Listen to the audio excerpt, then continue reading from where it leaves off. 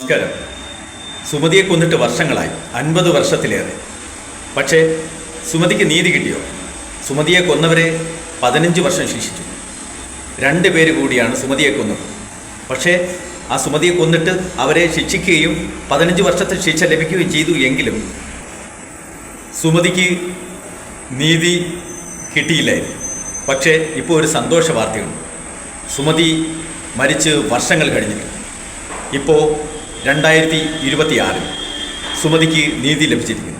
സുമതി ആരെന്നല്ലേ? നമ്മുടെ തിരുവനന്തപുരം ജില്ലയിൽ പാലോട് പരുതന്നൂരിലേക്ക് പോകുന്ന വഴിയിൽ മൈലമൂട് വളവിലാണ് സുമതിയെ കഴുത്തറുത്ത് ഇട്ടുകൊന്നത് 55ഓളം വർഷങ്ങൾക്ക് മുമ്പ്.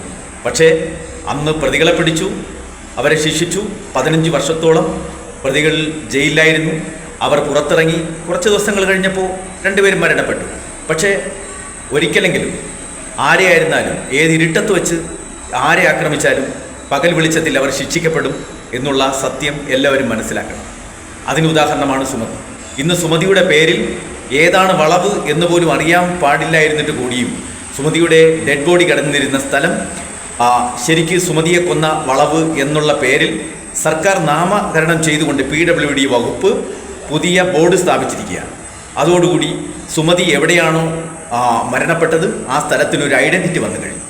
അത് സുമതിയെ കൊന്ന വളവ് എന്നുള്ള ആ യാഥാർത്ഥ്യം ജനങ്ങൾക്ക് മനസ്സിലാക്കാൻ കഴിഞ്ഞു. ആ വളവും ഇനി കൃത്യമായിട്ട് അറിയാൻ കഴിയും.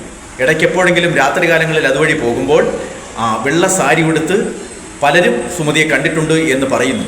പക്ഷേ അത് ശരിയാണോ എങ്കിൽ ഇനി കൃത്യമായും സുമതിയെ കൊന്ന വളവ് നമ്മൾ നേരിട്ട് കണ്ട് മനസ്സിലാക്കിക്കൊണ്ട് ആ വഴിയിലൂടെ നമുക്ക് ആ സുമതിയെ കണ്ടുകൊണ്ട് തന്നെ മുന്നോട്ട് പോകാൻ കഴിയും. അത്ര യാഥാർത്ഥ്യങ്ങൾ അടങ്ങിയതാണ് സുമതിയെ കൊന്ന വളവിലുള്ളത്. എന്തായാലും സുമതിക്ക് നീതി ലഭിച്ചിരിക്കുന്നു. സുമതിയെ കൊന്ന വളവിന് സർക്കാർ നാമകരണം ചെയ്യപ്പെട്ടിരിക്കുന്നു. എന്തായാലും നിങ്ങൾ അത് കണ്ടു നോക്കൂ, ആ സ്ഥലം സന്ദർശിക്കണം. വളരെ മനോഹരമായ ഒരു മല, പുൽമേടുകളും ഒക്കെ കൂടി ചേർന്ന ഒരു മലമടക്കിൻ്റെ ഒരു അടിവാരത്തിലാണ് ഈ സുമതിയെ കൊന്ന വളവ് സ്ഥിതി ചെയ്യുന്നത്.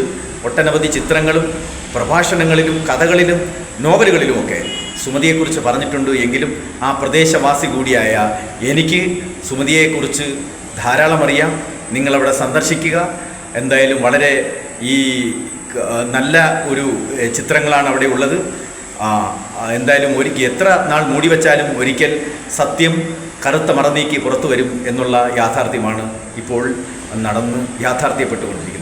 എന്തായാലും ഈ ചാനൽ ആദ്യമായി കാണുന്നവരാണെങ്കിൽ എൻ്റെ ചാനൽ ഫോളോ ചെയ്തിട്ടല്ലാത്തവരാണെങ്കിൽ ആദ്യമായി വീഡിയോ കാണുന്നവർ എൻ്റെ ചാനൽ ഫോളോ ചെയ്യുക, അഭിപ്രായങ്ങൾ എഴുതിയിടുക, സബ്സ്ക്രൈബ് ചെയ്യുക. ഇത് മറ്റുള്ളവരിലേക്ക് ഷെയർ ചെയ്തെത്തിക്കുക. പുതിയ അറിവുകൾ എല്ലാവരിലേക്കും എത്തട്ടെ. നന്ദി, നമസ്കാരം.